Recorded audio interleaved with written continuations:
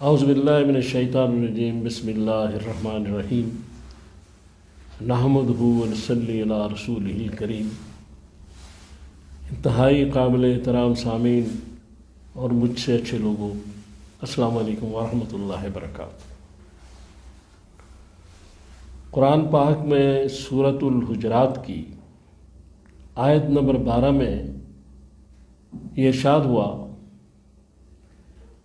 کہ اے مومنو، بعض گمانوں سے بچو، چونکہ بعض گمان گناہ بھی ہوتے ہیں، اور دوسروں کے جاسوسی نہ کرو، ان کے عیب نہ تلاش کرو۔ اور اس کے بعد یہ کہا گیا کہ اگر تم کسی کا عیب اس کی ایبسنس میں، اس کی غیر موجودگی میں، اس کی بیک پہ کسی جگہ کرتے ہو تو ایسے ہے کہ جیسے کوئی شخص اپنے مردہ بھائی کا گوشت کھاتا ہے۔ تو یہ تو ایک مفہوم کے طور پہ میں نے وہ بات ساری کی ہے قرآن کی آیت کی۔ تو اس میں باتیں تو بڑی کلیئر اور واضح ہیں، اور جس میں ہم بحیثیت قوم مبتلا ہیں۔ پہلی تو یہ ہے کہ ہم اچھا گمان رکھیں دوسروں کے بارے میں، تہمتیں نہ لگائیں، اور دوسروں میں عیب نہ تلاش کریں، کیونکہ ایک جگہ رسول اللہ صلی اللہ علیہ وسلم نے کہ جو شخص یہاں اگر کسی کے عیب پہ پردہ ڈالے گا تو قیامت والے دن اللہ تعالیٰ اس کے عیب پہ پردہ ڈالے گا۔ دوسروں کی ویکنیسز، کمزوریاں ڈھونڈنا ہمارا مشغلہ ہے۔ اگر ہم اس بات پہ عمل کریں کہ اپنے اندر خامی اور دوسرے کے اندر خوبی تلاش کی جائے، یہ ایک بہت بڑا جہاد ہے،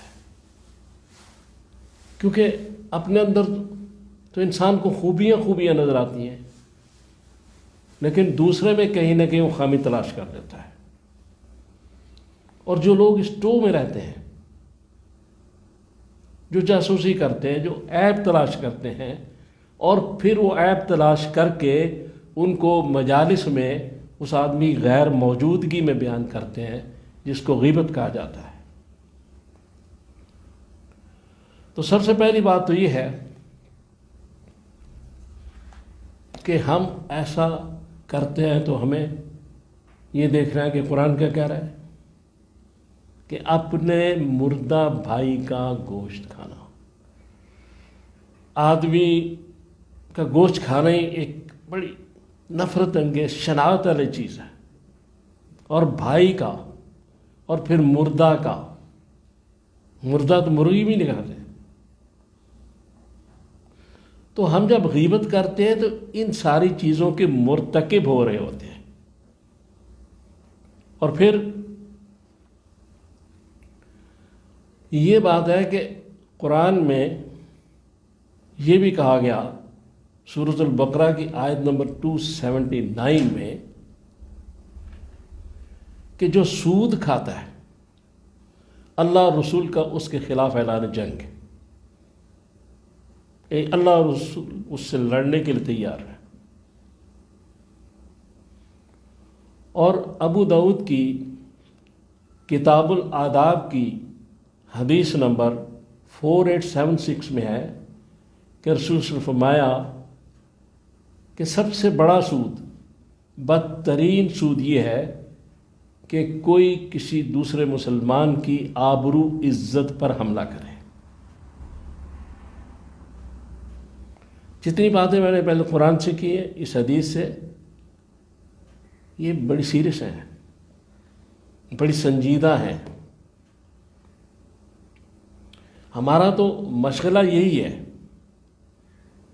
ہم یہی کوشش کرتے ہیں کہ دوسروں کو نیچے دکھانے کے لیے ان کے عیب تلاش کرنا، برائیاں ڈھونڈنا، اور پھر مجالس میں ان کی ایبسنس میں ان کو بیان کرنا۔ میں بھی اس میں شامل ہوں، سب ہے، اور اس میں مزہ بھی بہت آتا ہے، لیکن جو قرآن اور حدیث کہہ رہی ہے اس کے مطابق یہ کتنا سنگین گناہ ہے، کتنا عظیم گناہ ہے، اور زبان کا سب سے بدترین اور عظیم گناہ وہ غیبت ہے۔ لہذا ہم اس طرف نہیں دیکھتے۔ اب دوسری بات یہ ہے کہ غیبت سے بچا کیسے جائے؟ تو جس محفل میں غیبت ہو رہی ہے، میں وہاں اگر بیٹھا ہوں تو مجھے کوشش کرنی چاہیے میں وہاں سے اٹھ کے چلا جاؤں، بچ جاؤں گا، خود بھی نہ کروں، سنوں بھی نہ۔ اور دوسری بات یہ کہ اپنے نفس کو پاک کرنے کے لیے ہم نے تزکیہ نفس کرنا ہے، اس کے لیے یہ ضروری ہے، کیونکہ کسی بزرگ کا قول ہے اور بڑا اچھا قول ہے کہ چاہیے تو یہ تھا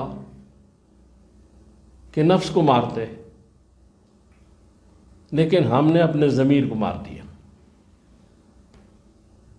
کام تو الٹ ہو گیا۔ جانا کس طرف تھا، کس طرف چل پڑے۔ تو اس لیے کوشش یہ کرنی چاہیے، یہ آداب ہیں، یہ مینرز ہیں، ایٹیکیٹس ہیں، کہ دوسروں کی ٹو میں نہ لگے رہیں، کسی کی خامی نہ تلاش کریں۔ اگر اصلاح کرنی ہے تو اس کو آرام سے سمجھا دیں گے، بات اس طرح ہے،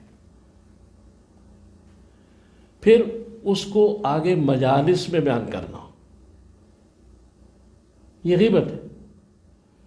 اور پھر اس کے بعد اس کا جو کفارہ کیا ہے، اگر ہو جاتی ہے تو اگر آدمی جن کی غیبت ہوئی ہے ان کا سامنا نہیں کر سکتا، فیس نہیں کر سکتا، تو پھر رسول اللہ صلی اللہ تعالیٰ علیہ وسلم نے فرمایا ہے کہ وہ ان کی بخشش اور مغفرت کے لیے دعا کرے تاکہ وہ کفارہ ادا ہو جائے۔ چونکہ معافی مانگنا اگر کسی کا حق چھینا گیا ہے، حق تلف ہوا ہے، بہت ضروری ہے۔ میں نے پہلے بھی گزارش کی ہے کہ وہاں اس کی معافی اللہ تعالیٰ بھی نہیں دیں گے، وہ آدمی معاف کرے گا۔ تو اسی لیے یہ واقعہ ایک آپ کو یاد ہوگا، بہت مشہور واقعہ ہے، مجمع الزوائد میں صفحہ نمبر 27 ہے، کہ ایک دفعہ رسول اللہ صلی اللہ علیہ وسلم نے فرمایا کہ میں نے اگر کسی کا حق تلف کیا ہے، کوئی ایسی بات کی ہے تو مجھ سے بدلہ لے لو۔ آپ نے واقعہ سنا ہوگا پہلے، تو کوئی نہیں بولا، لیکن ایک صحابی اٹھے، انہوں نے کہا یا رسول اللہ میں نے آپ سے ایک بدلہ لینا ہے۔ آپ نے فرمایا کیا؟ تو اس نے کہا کہ آپ نے ایک دفعہ مجھے چھڑی ماری تھی میری پشت پر، تو رسول اللہ صلی اللہ علیہ وسلم نے کہا آؤ بدلہ لے لو۔ تو اس نے کہا یا رسول اللہ اس وقت میرے بدن پر قمیص نہیں تھی۔ حضور نے اپنا کرتا اتار دیا، آ جاؤ، یہ اسلام ہے، یہ دین ہے، نبیوں کا نبی ہے، اور دعوت دے رہا ہے اس تلافی کے لیے۔ اور جب وہ وہاں سے وہاں تک پہنچا ہوگا تو صحابہ کے دل پہ قیامت گزر گئی۔ یہ الگ بات ہے کہ اس نے بعد میں جا کے مہر نبوت کو چوم لیا، لیکن وہ جو کیفیت، وہ جو عالم گزرا ہوگا ان جانثاروں پہ، تو قیامت ہی ہوگی۔